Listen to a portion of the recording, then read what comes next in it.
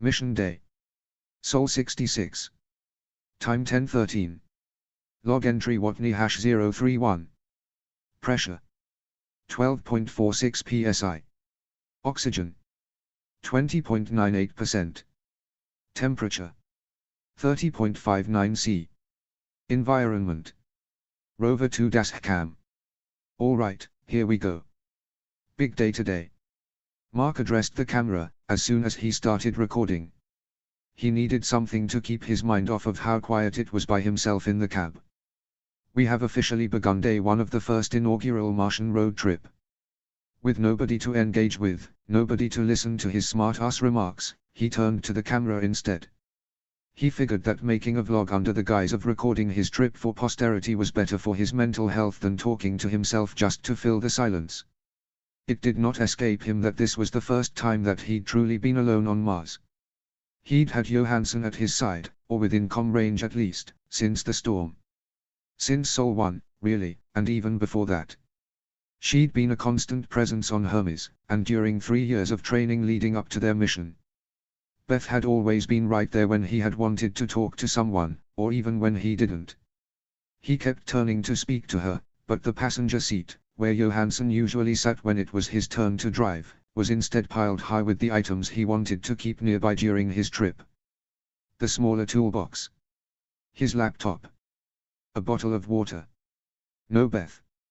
So you know that nagging feeling when you start off on a road trip, and you're convinced that you've forgotten something, he asked the camera. When you're trying to decide if you should call your neighbor to ask if you left the garage door open.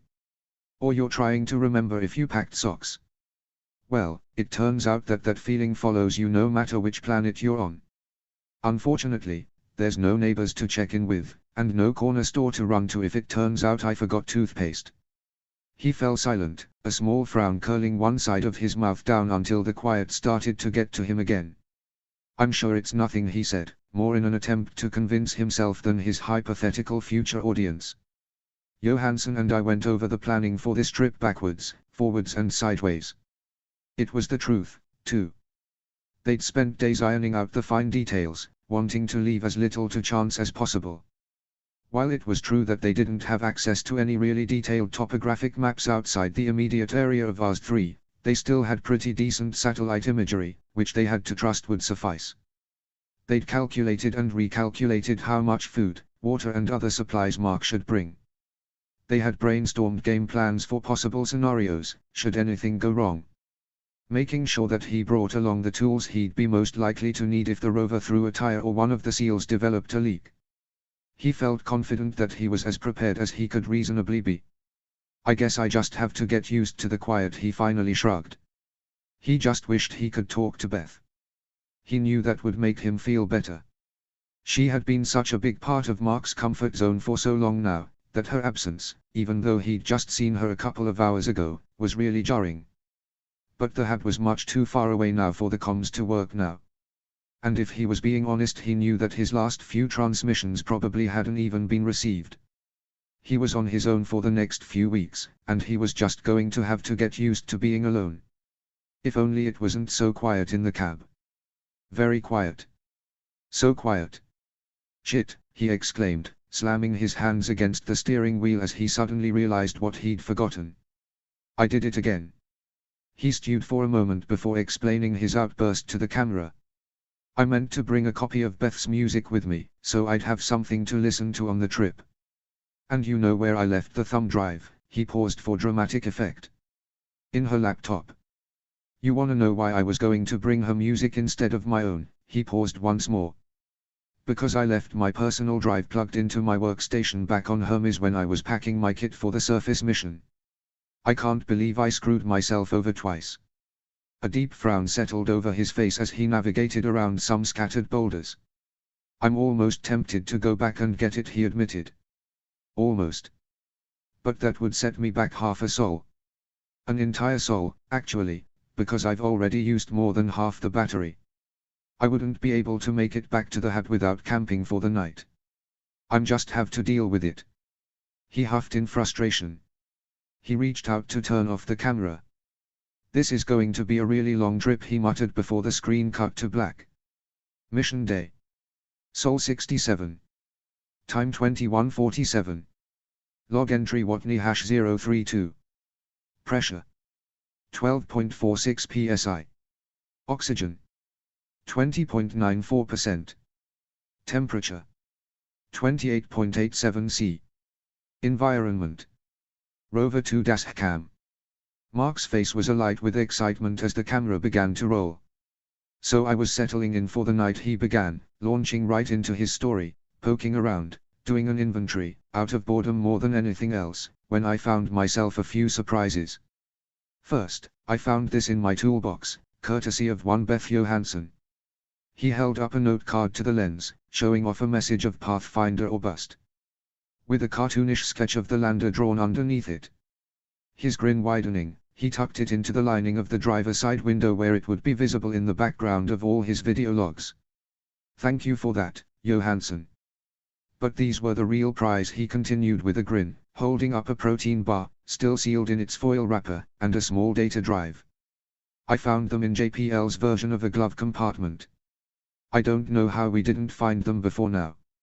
It took me a minute to figure out how they got there, but my best guess is that when Commander Lewis took this rover out to bury the RTG on Sol 1, she brought along some tunes and a snack and then she forgot them in there. It's even one of the chocolate peanut butter ones. He grinned as he inspected the foil packaging again. My favorite. Thank you, Commander Lewis, he said enthusiastically, throwing the camera a smart-ass salute. Alright, let's see what music the commander brought along and subsequently left behind, he said, plugging the drive in, eager to see what the soundtrack to his next 3 weeks was going to be. His enthusiasm shifted to amusement when the first song played, and the sound of the Bee Gees filled the rover's interior. Of course the woman who has nothing but 70s sitcoms on her laptop would also have disco on here, he says good-naturedly, reaching out to flip to the next song. Gloria Gaynor. Next. Donna Summer. Next. ABBA. He started flipping through songs faster, his grin fading. Chic. Casey and the Sunshine Band. Diana Ross. Kool and the Gang. It's all disco, he exclaimed in horrified disbelief. He continued to scan through the songs, looking for something, anything, that didn't give him images of polyester leisure suits, light-up dance floors, and the hustle. He was only listening to the first 15 seconds of any song, before moving on in desperation for a song recorded before 1966 or after 1981, to no avail. Seriously, he groaned, sitting back heavily in his chair, as the chorus of Disco Inferno mocked him from the speakers. He rolled his eyes in the general direction of Hermes, many millions of kilometers away by now. Thank you, Commander Lewis. Sol 68. All the lonely people, where do they all come from? All the lonely people, where do they all belong? Beth made a disgusted noise in the back of her throat, before reaching out to change to the next song. Eleanor Rigby was usually one of her favorite songs, but she couldn't help but feel like Paul McCartney was taunting her and she wasn't in the mood. She skipped over Across the Universe and Yesterday since neither song would improve her mood, only settling back down once Shuffle started playing Norwegian Wood. As she let the sounds of John Lennon and the sitar wash over her, she went back to staring at the bottom of the bunk above her, rolling the data drive Mark had accidentally left behind, back and forth between her palms. Beth had no doubts that Mark would be going nuts without it. And while most of her felt bad for him, she couldn't help the small bemused smirk that curled at the corner of her mouth, as she imagined his reaction when he realized he'd left his music behind again. It was a well-established fact that Mark didn't do silence well. And she had long since figured out that it was part of the reason he talked so much. She had found the drive almost immediately after coming back inside from seeing him off, but there wasn't much she could do about it at that point. It wasn't as if she could call him to let him know he'd forgotten it, since he was already out of range, and she certainly couldn't chase after him. All she could do was be ready to tease him about it once he returned. An event which she still had a long time to prepare for. It had only been 3 days since Mark had set off towards Pathfinder, but it felt like it had been at least 2 or 3 times that long. She wouldn't have thought it possible, but they had managed to feel cavernously empty and claustrophobic simultaneously without his presence. They had been living in each other's pockets for so long now, that his absence ached like a phantom limb. And it didn't help that she had nothing to do to pass the time. Mark may have been driving in silence, but at least he was going somewhere. He had a mission, a goal, a destination. Mark had some control over his own fate. She had nothing to do but walk the metaphorical widow's walk. She had nothing to do but sit around all day, her whole day free to worry about things she had absolutely zero control over. If only she had a project of her own to keep herself busy, but unfortunately it wasn't even lunchtime yet and she'd already done the negligible amount of daily chores required to keep the hab running smoothly. She racked her brain, trying to think of something that could keep her occupied for at least a few hours. Idle hands and all that. But the crops were watered, the solar panels were cleared, her laundry was rinsed, and she'd even spent the previous evening dusting and sweeping, fighting the ever-losing battle of containing the red Martian dust that left a film over everything in the hab. She was considering the cost-benefits of trying to take a nap out of sheer boredom, if only to skip past the next few hours, when she was struck by an idea. She sat up so quickly, she nearly whacked her head on the bunk above hers, but she didn't let that slow her down, already heading into the other room so she could suit up. SATCOM, Johnson Space Center, Houston, Texas. Mindy stared up at the satellite images on the big screens, sliding so far down in her chair that what she was doing could hardly be considered sitting anymore. She flipped back and forth between pictures, but there just was nothing to go off of, as she once again tried to puzzle out what was happening. For the third day in a row, the rover's path seemed unchanged, an alarming straight shot away from the hab and towards nothing good, as far as she could tell. Venkat appeared in the doorway so soon after he'd been notified that the rover was on the move, that Mindy had to wonder if he had already been heading her direction. He was making his entrance just as the flashing light indicated that there were more incoming images from one of the satellites that now crisscrossed the site of Mars 3. New images. Venkat nodded towards her desktop. That's good. Mindy shrugged, and turned her attention back to the monitor. That batches images of the hab, she told him offhandedly, knowing without having to verify. She couldn't find her car keys most mornings, but she knew where every satellite orbiting Mars was at any given moment these days. Especially now that her job had gotten exponentially more difficult trying to get comprehensive coverage of two locations, one of them moving, with a finite number of satellites. A place where Watney and / Johansson apparently no longer are. Very useful. She couldn't manage to keep the smallest touch of sarcasm from her voice, and Venkat smirked. That didn't stop her from immediately opening the images, however. Nor did it stop Venkat from sighing and pulling up his usual chair, leaning forward to rest his elbows on his knees while they waited for the thumbnail images to load. Why would they leave, he mused, not for the first time, voice quiet, apparently thinking out loud. Why now? Mindy couldn't help but throw her arms up in frustration. It was a fair question, and the same one she had been asking herself for the past 3 days. The hab represented the only relatively safe haven for humans that Mars had to offer. What could possibly have compelled them to leave it? I bet Watney was getting on Johansson's nerves, Mindy quipped, as she manipulated the image of the hab, choosing that as the new center point for the image. He was probably always hanging the toilet paper the wrong way, and she just snapped. She couldn't take it anymore. And she either just tossed him out of the hab, or she got in the rover and started driving just to get away from him. Venkat chuckled, as he watched her proceed to the next image, again setting the hab as its center point, orienting it to match the previous one. You're assuming a lot there, Park, he said, as he watched her efficiently cycle through the images with the ease that came with weeks of practice and repetition. He grinned, and added, and besides, they've got bigger concerns when it comes to their toilet paper than the way it's hanging. One of which is the fact that they are going to run out of it sooner rather than later. Mindy rolled her eyes.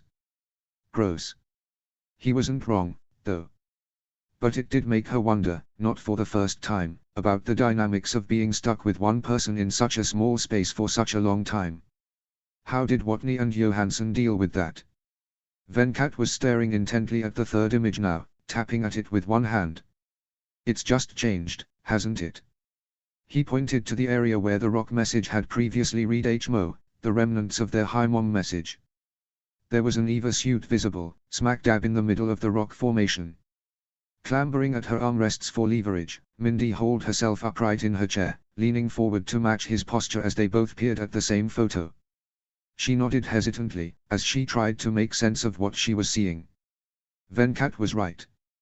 One of the astronauts had been moving the remaining rocks around, right as the satellite had passed overhead. "I think that's Johansson," she guessed, pointing to the shape and length of the shadow. As her practiced eye picked out all of the subtle differences between the two astronauts. "So that would confirm that it is Watney in the rover, then?" Venkat nodded, even as his hand went for his cell phone. "That's an arrow she's making, right there," Mindy realized, as a new image loaded, replacing the old.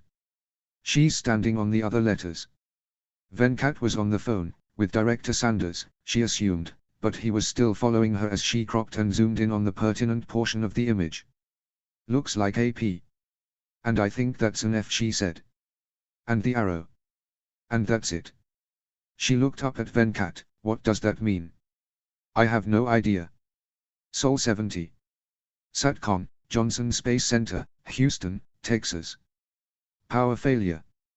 Venkat guessed again, playing what felt like the 100th round of the world's worst game of Wheel of Fortune.